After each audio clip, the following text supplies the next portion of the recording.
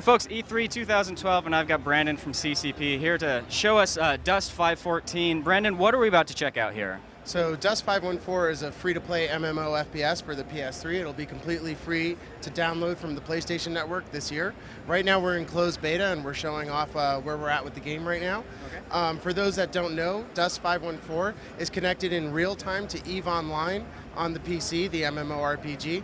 Everyone in EVE and everyone in Dust is logged into the same server at the same time, interacting with each other in real time. All right. So people flying spaceships in EVE can affect the ground battles on the planet surface in Dust, and vice versa. People in Dust and EVE can build infrastructure on the planets that can shoot up at spaceships in EVE, and they're all connected in real time gameplay. The market is linked, all of the social tools, chat, mail, real-time text and voice chat between the two. They're just completely linked from the PS3 to the PC in real time. Okay, so since we've got the game going here, why don't you just give us a run-through of what you're showing here at E3? Sure. So you start out in your Merc quarters. This is your home and space. We're on a station in the EVE universe. Basically, this is where you prepare for battle. You access everything via the Neocon, so you just push start. All your stuff is right here. You can find battles. You can browse the star map of the EVE universe, look at your character, all of your skills. As people who are familiar with EVE might know, we have the deepest skills and leveling system in the world.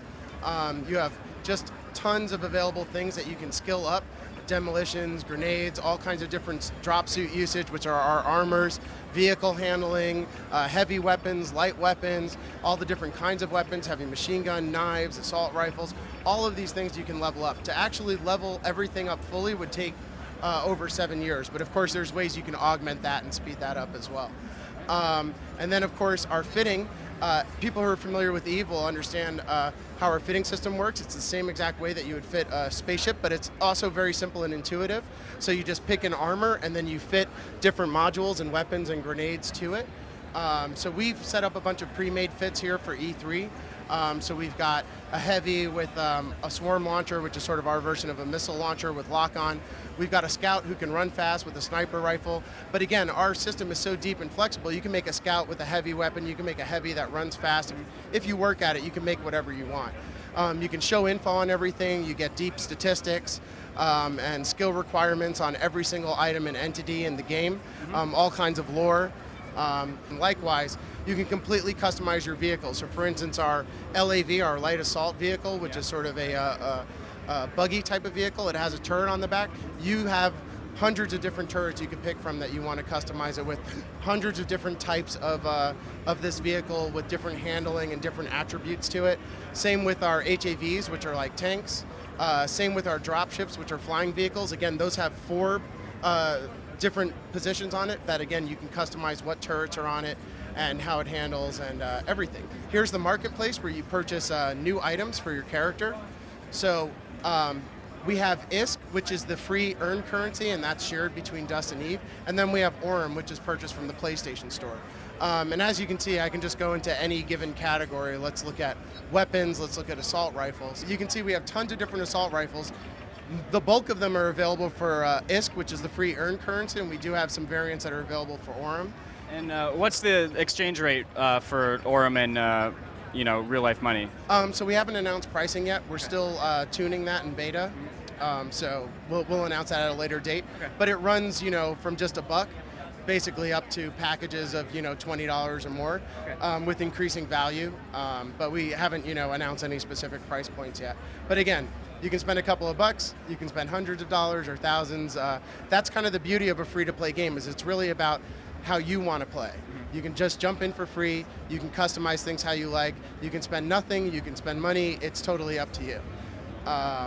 Of course, really helps us and supports the game if you do purchase a couple of things, and hopefully we entice you to do so. But again, it is a fully free-to-play game, and there's tons and tons and tons and tons of content. And one thing that we're really focused on is making sure that we're not a pay-to-win game. So there's no item you can buy that'll give you an unfair advantage in battle. And that's another thing we're really tuning and looking at really closely during beta. So the thing is, we wanted to make sure that it's simple and accessible for anyone that plays shooters. You can just pick up the controller, jump into a battle. So here we are, the battle's just started, and I'm on the attacker team. One really cool thing is our real-time 3D overview map. So unlike other shooters that just have a a flat 2D map. You can see everything unfold in the battle in real-time 3D here. And another interesting thing is we've just created a little slice of a bigger conflict. So we're playing this particular battle in this small space, but as you can see, our maps are actually really quite huge. But we're just playing on this space here. So I'll pick a spawn point, and as mentioned, we have a couple of set loadouts. I'll take my personal favorite, which is the heavy with the heavy machine gun, and I'm just going to spawn into battle here. So I'm the attacker. We've got our MCC, which is this giant vehicle, which we're trying to get to the outpost. It's being hammered by the defenders, which have these anti-MCC cannons that are hammering it. So you can see its health is going down. What we want to do is capture those objectives, take out the cannons, so that our MCC can get to the outpost and take over the territory. So what I'm going to do, because our maps are so huge, is call in a vehicle. I'm going to get a dropship. I just got to get to a better spot here. And of course, we've deployed these installations, these turrets here. The enemy have some deployed, and those can be hacked and taken over. So those create some secondary objectives as well. So here we go. It's been queued. So another important point is, unlike other shooters, we don't just have ammo and vehicles just randomly lying everywhere, materializing out of nowhere.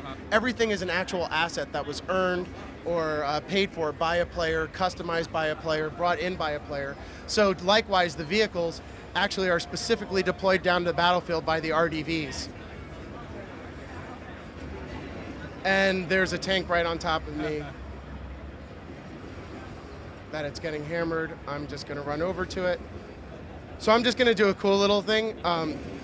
The ship will blow up if I do it. You can see someone else is deploying a vehicle over there.